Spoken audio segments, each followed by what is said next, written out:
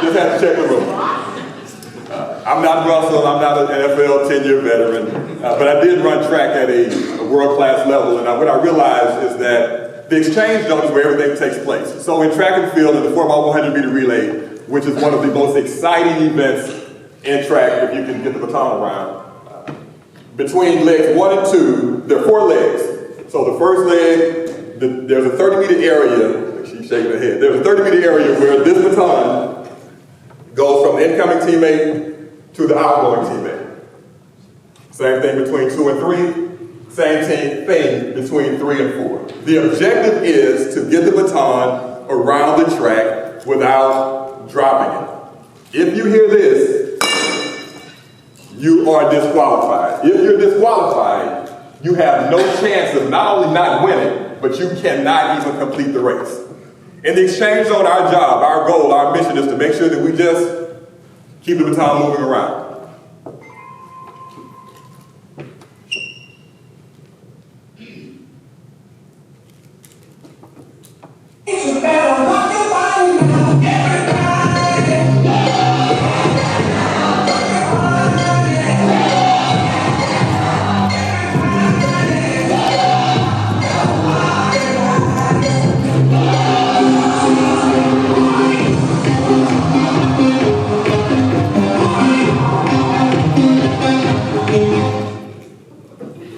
Why did I show that? Because we've been here for a day and a half, 2 days, and some of us are going to drop the baton. Some of us are not going to take all this information that we have and not put it to use, which is dropping the baton. All of this great information, all this great access, all the stuff that you've done over this last day and a half, including the late night library we had last night that I hate I missed. We have to take that and do something with it. So the whole onus of what we're going to talk about is the customer factor. So the first thing is the customer. Business is not just doing deals. You can be, it's a complement with human relationships. So when we hear the word customer, what is a customer?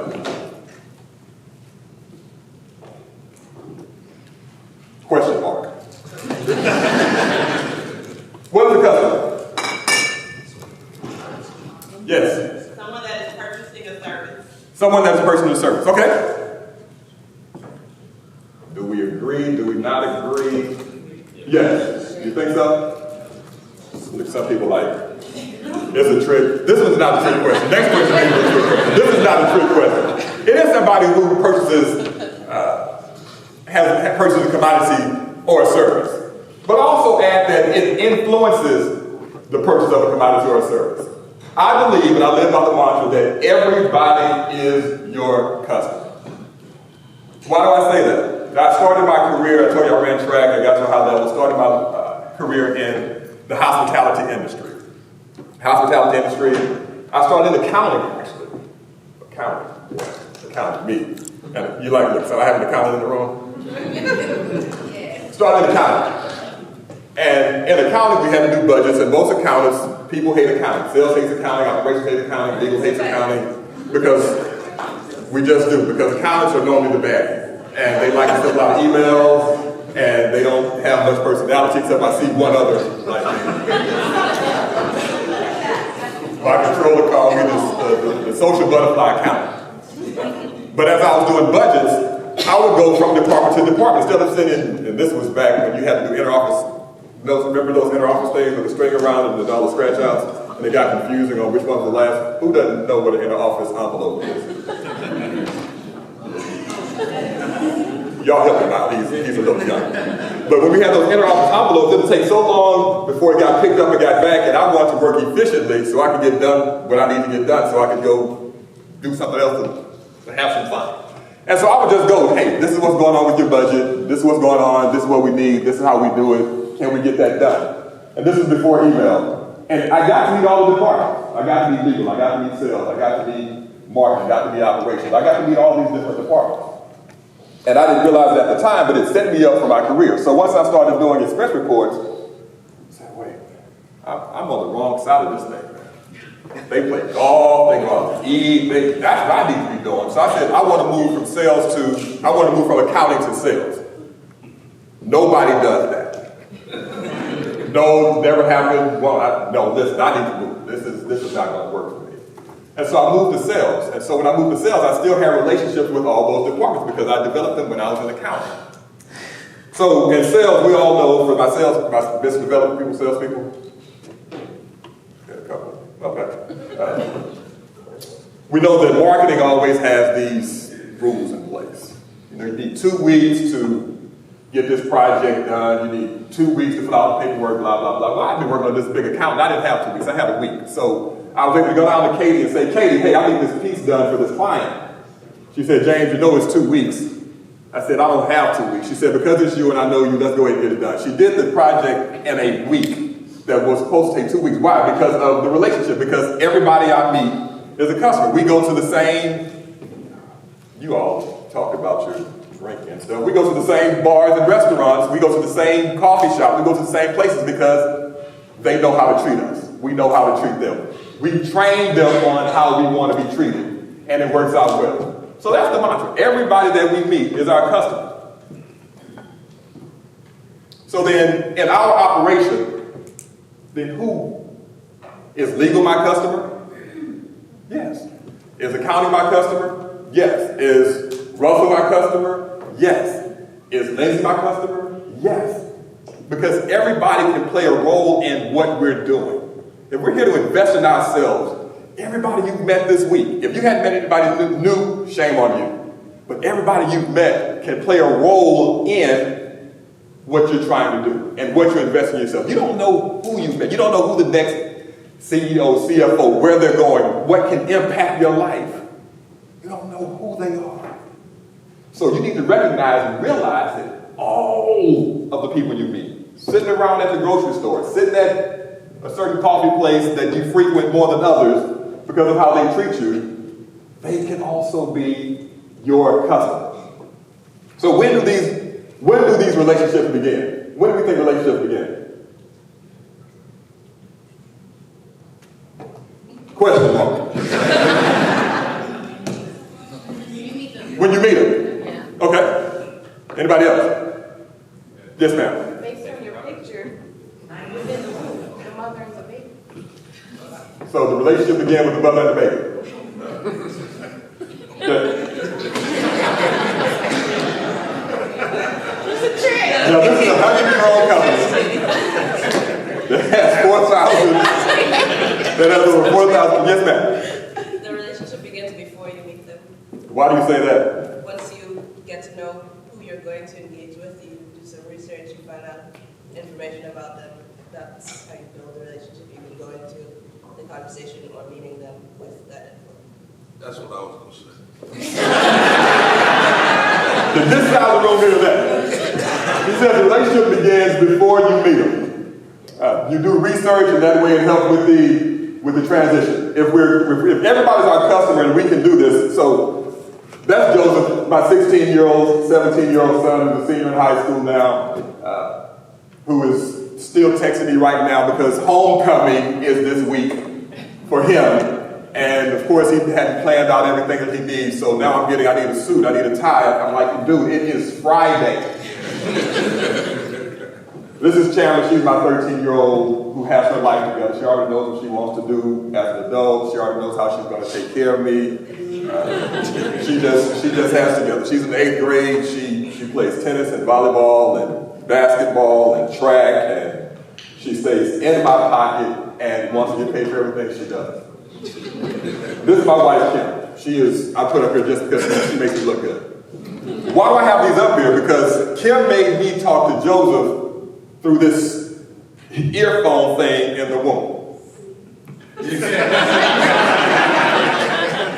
Kim made me talk to Chandler through this earphone thing in the womb.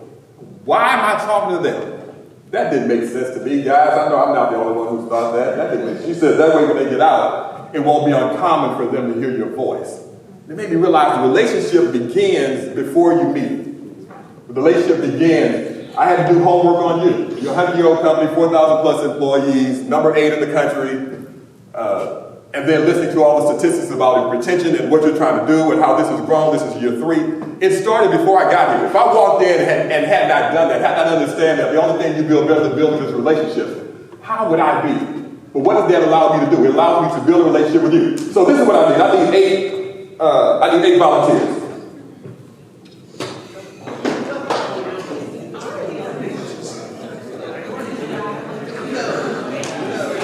And I know, based on the race that took place on the field between Gordon and Greg,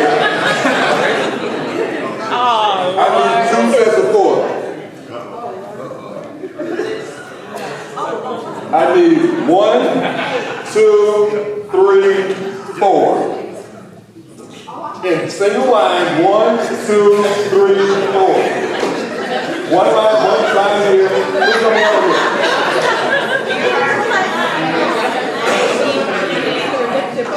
I need 1, 2, 3, 4.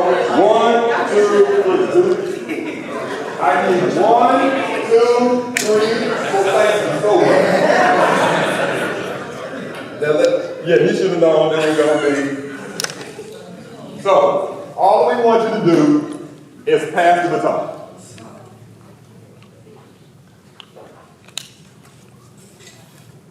Okay, what do we think? Let's try it again.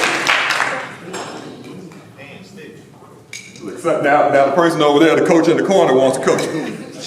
Talking about stick and all that. So, is there a relationship between 1 and 2? Yes. Trust. Was there a relationship between 2 and 3? Yes. Was there a relationship between 3 and 4? Yes. Was there a relationship between 1 and 3? Yes. No.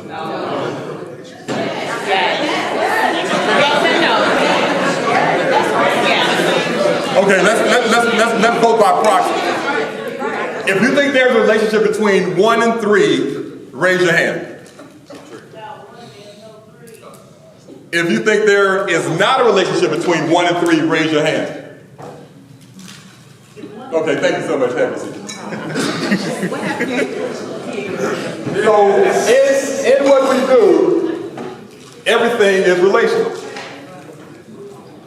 Is there a relationship between 1 and 2? Yes. 2 and 3? Yes. 3 and 4? Yes. 1 and 3? Yes. So we have direct and indirect relationships. So 1 and 4? Yes. The U.S. men's relay team, who got disqualified? Team. So Christian Coleman handed off to Kenny Bednarik, who handed off to Kyrie King, who handed off to Fred Curley. The mess up was between Christian Coleman and Kenny Bednarik. But the whole team got disqualified. Everything we do, everything we're involved in, could potentially impact somebody else. When we think about what we do, I know we work in silos, we might work from home, we have iPhones and all this, but what we do impacts other people. There are relationships between what you do, the decisions you make, and other departments, other people, other companies. And so if they're your customers, we want to treat them as such. So now we know who our customers are. How do we get to understand them?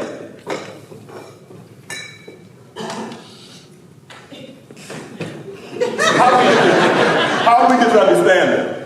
The single biggest problem with communication is what? The illusion that it is taking place. Who thinks there's a difference between hearing and listening? Who wants to explain to us the difference?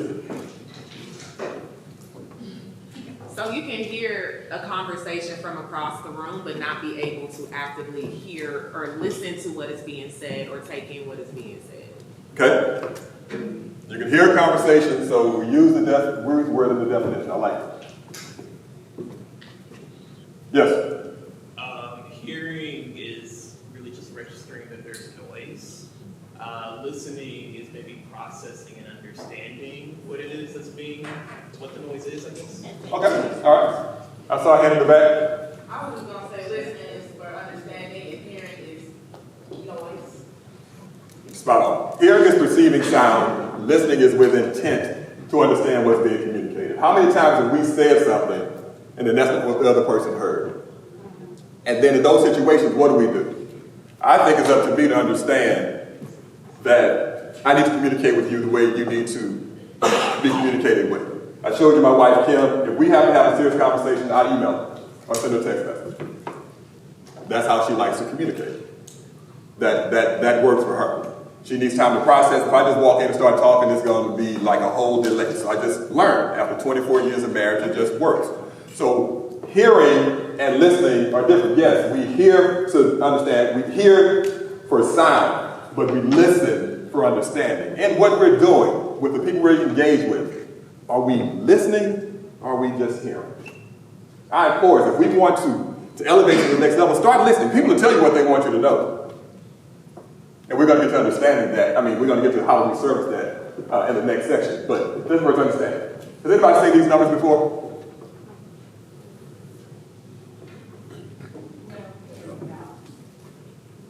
You want to help us? Yeah, 55% of the message you get comes from physical presence, 38% is vocal presence, only 7% is the content. That's something else.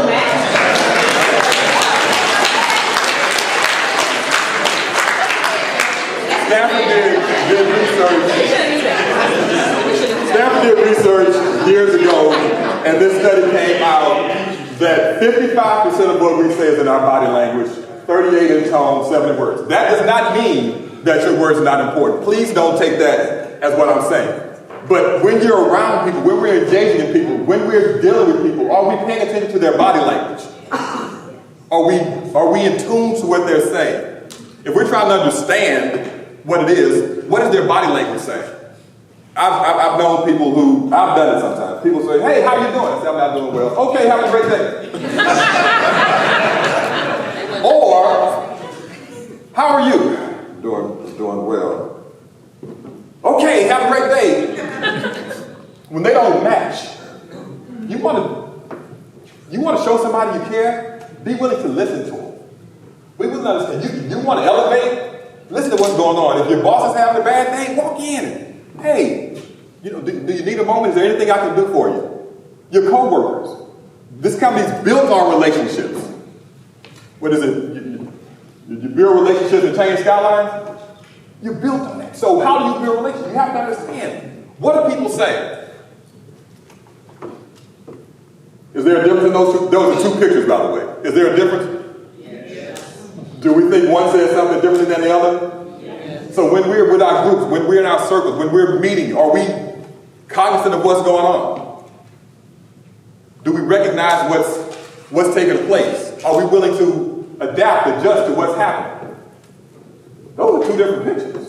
Two totally same people, two different positions, which says two different things. One says I'm good, the other says you better not go to sleep tonight. What?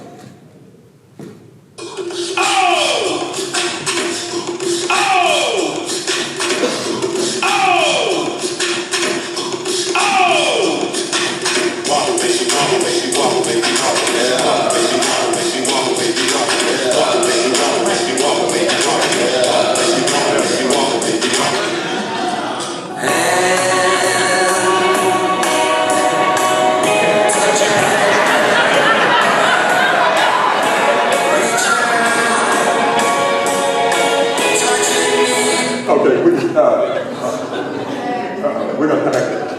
Why did I do that? If we're at a party DJing and we're jamming, they play the wobble, you wobble. But if they switch to Sweet Caroline, you can't keep wobbling.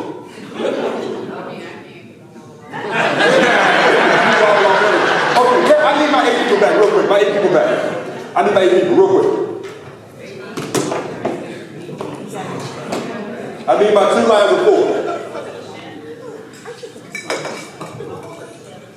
So where am I 1? We need to make this quick. 1, who is 1? Give it to 1. All right. So the objective is to get the baton from 1 to 2, 2 to 3, 3 to 4. You heard it? Are we 1, 2, 3, 4? No, somebody. I picked up. The single biggest problem with communication is the illusion that it occurs. 1, 2, 3, 4. No. Hold on. On me. So the objective is to get the baton from 1 to 2, 2 to 3, 3 to 4. We got it? Yes. We understand the objective? Yes. We're clear. 4, start walking towards me. 1, start passing the baton. Okay, let's stop. So the objective is to get the baton from 1 to 2, 2 to 3, 3 to 4. The single biggest problem with communication is the illusion that it has occurred. 1 to 2, 2 to 3, 3 to 4. We got it? 4 is bad. Man, y'all talk about the U.S. team. Okay, 4 start walking towards me. 1, pass the baton.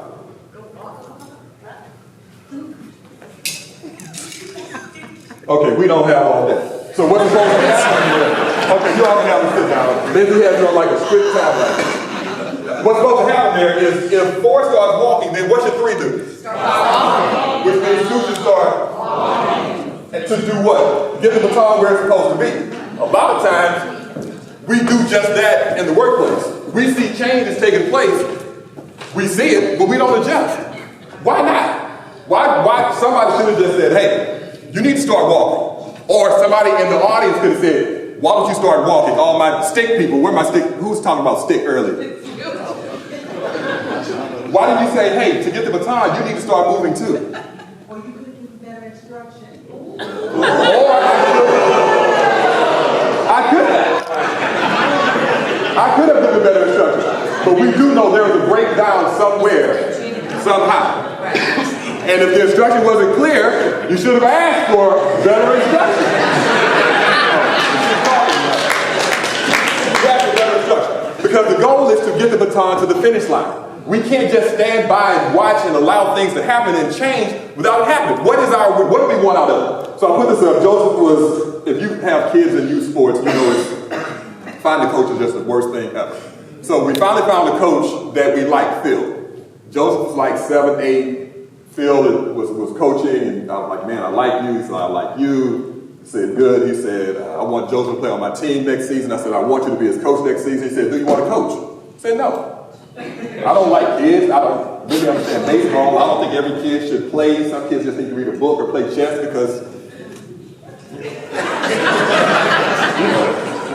he was like, well, why don't you come over to the house? So we checked some ice with rings, and he started telling me about he had to take Thane because Thane was his wife's best friend's son. I'm like, okay. Then he said, I have to take Parker. That's my son. I said, okay. He said, but I may not be able to get to Joseph.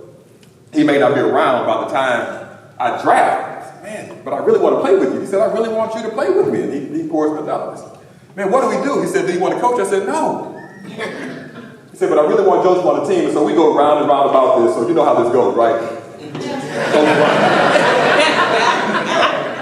It was worth my interest to change what I wanted for the betterment of my son.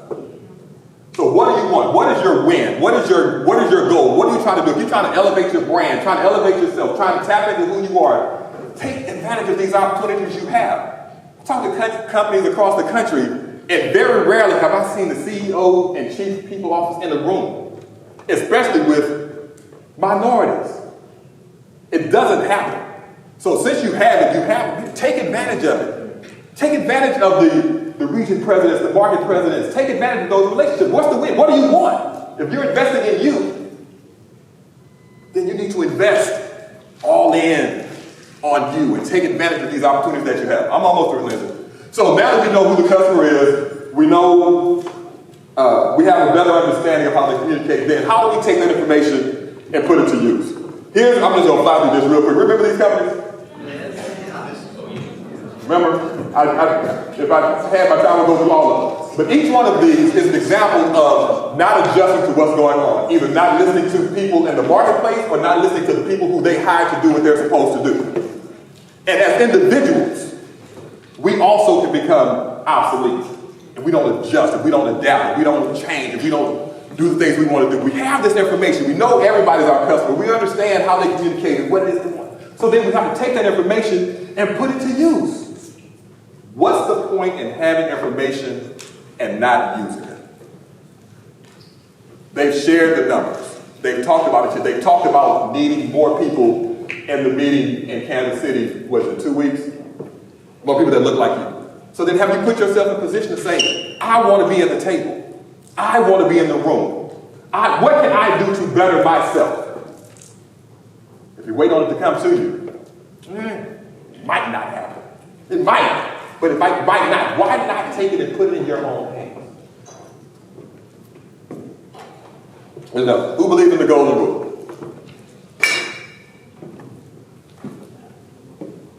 I don't have time to get into it. Here it is. Dr. Tony Alexander says this. You just treat them the way they want to be treated. I told you, I don't treat Chandler how I treat Joseph. I don't treat Joseph how I treat Kim, even though Joseph has messed up the whole household chemistry for the next 2 days. But I treat them how they want to be treated. You know, we're at homecoming, so all my HBCU people know it's homecoming season. And they have parties for everybody. They have young parties, they have old parties, day parties, night parties. Why?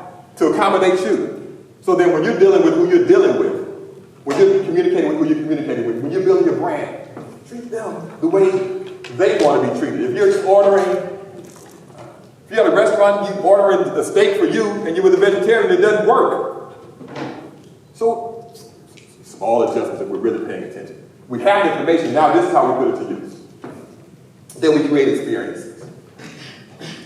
We create experiences. People want us to win, and so we create experiences for them. We create opportunities for ourselves by creating experiences. You don't have to just be the whole hump. You know, when I started speaking, I used to be a dark suit and boots guy.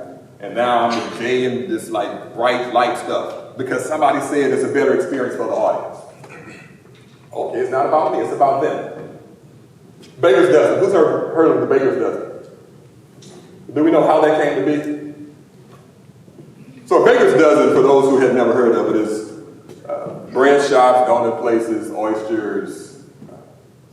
They give you, even some places will do it with wings. They'll give you more than you order. So you order 6, you get 7. You order 12, you get 13. And it started because back in the medieval days, when they were gathering wheat and making bread, if you ordered it by the dozen. But if you waited and it came up short, they thought you were cheating them. So they would flog you, they would beat you. So they came up with this term, Baker's Dozen. There was an LSU fan here earlier, right?